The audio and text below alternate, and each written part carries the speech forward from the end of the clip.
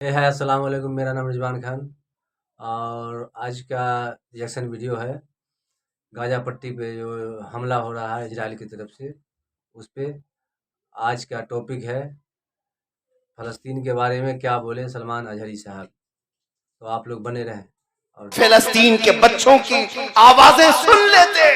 तुम्हारे कानों में अगर वो मुल्क शाम के बच्चों की चीख आई होती, रात पूरी बेकरारी में गुजर जाती। तुम फिलिस्तीन के बच्चों की आवाजें सुन लेते। बरसों हो गए मेरे अजीजों, एक रोटी का टुकड़ा भी अगर उनको मिल जाए तो छीना झपटी करते हैं। यहाँ तुम शादियों में खाने गटर और नालियों में फेंक देते हो। मुझे खुद याद है, आज से 4 साल पहले की बात, इराक में बगदाद शरीफ में 11वीं के मौके पर हम हाजिर थे।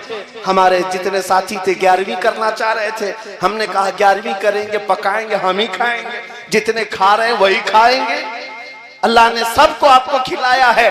आओ रिफ्यूजी कैंप में जो जंगों में जिनके घर तबाह हो चुके, झोपड़ियां डालकर रह रहे हैं, हम बकरे काटते हैं, उन तक गोश्त पहुंच जाए, ये सबसे बड़ी 11वीं है।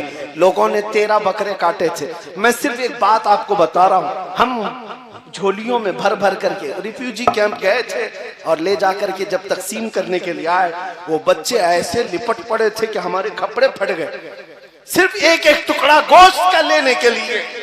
और जब एक पाव किलो का गोश्त का टुकड़ा किसी बच्चे को दिया जाता, वो चूमता था, आंखों से लगाता था, अपनी अम्मा को पुकारते हुए झोपड़ी में भाग रहा होता कि अम्मा गोश्त आ गया, गोश्त आ गया। ये मंजर देखकर जितने हम तकसीम करने के लिए गए थे रो पड़े थे मेरे अजीजों। ये हालात आज उसी रसूल की उम्मत के साथ हैं और तुम्हें जरा बराबर एहसास नहीं, दर्द नहीं। आज हमारे नाचने के दिन नहीं है, हमारे रक्स करने के दिन नहीं है। नौजवानों को नाचते हुए रक्स करते हुए देखते हैं तो दिल के अंदर अजीब सी कैफियत पैदा होती है। इस्लाह मुआशरा का ये बहुत बड़ा पिल्लर है। यहां से अगर खराबियां खत्म हो जाएं, क्योंकि मेरे आका ने फरमाया मेरी उम्मत के 2 पहिए हैं, 2 जमातें अगर सही हो गई तो मेरी पूरी उम्मत सही हो जाएगी। साहबा ने पूछा वो 2 जमातें कौन सी हैं?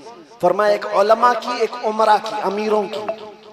ये 2 अगर सही हो गए तो उम्मत सही हो जाएगी, और ये 2 बिगड़ गए तो पूरी उम्मत बिगड़ जाएगी। जरूरत है इस्लाह मुआशरा में यहाँ की भी इस्लाह की। उलमा इमाम अहमद बिन हंबल और उनके जमाने के बड़े मुहद्दिस हैं शेख अली मदीनी, इमाम बुखारी के उस्ताद हैं।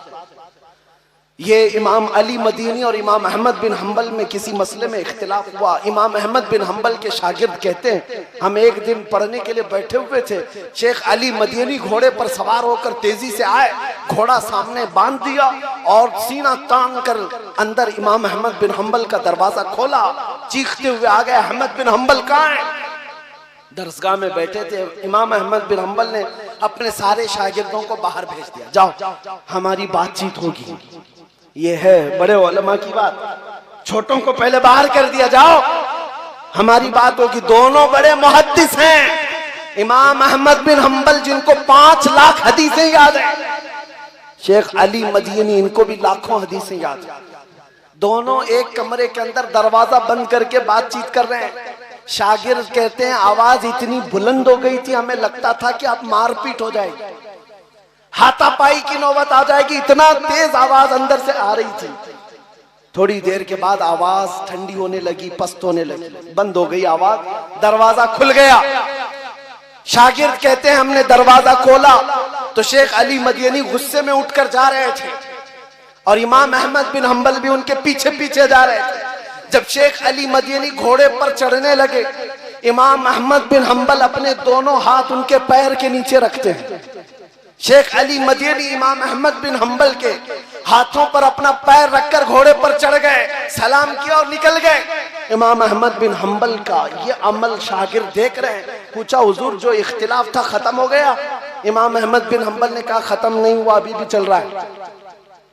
मैं उनको कायल नहीं कर सका, उन्होंने मुझे कायल नहीं किया, इख्तिलाफ अभी भी बाकी है। शागिर्दों ने पूछा अंदर इतना चीखम पुकार हो रही थी, हाथापाई की नौबत आने वाली थी ऐसा लग रहा था, और जब दरवाजा खुला तो आप बाहर निकलकर उनके पैर के नीचे अपने हाथ रख रहे हैं। یہ کیا معاملہ ہے؟ اگر اختلاف ہے تو پھر ہاتھ کیوں رکھا ان کے نیچے؟ امام احمد بن حنبل نے کہا اے لوگو میرے شاگردو، اختلاف الگ چیز ہے، تم علی مدینی کو نہیں جانتے، وہ محدث ہیں، میں نے تو صرف ہاتھ رکھا، ان کے تلووں کے نیچے کی مٹی سرما لگانے کے قابل ہے۔ یہ ہم نے مصر میں پڑھا تھا، ادب الاختلاف کی کوئی چیز ہے۔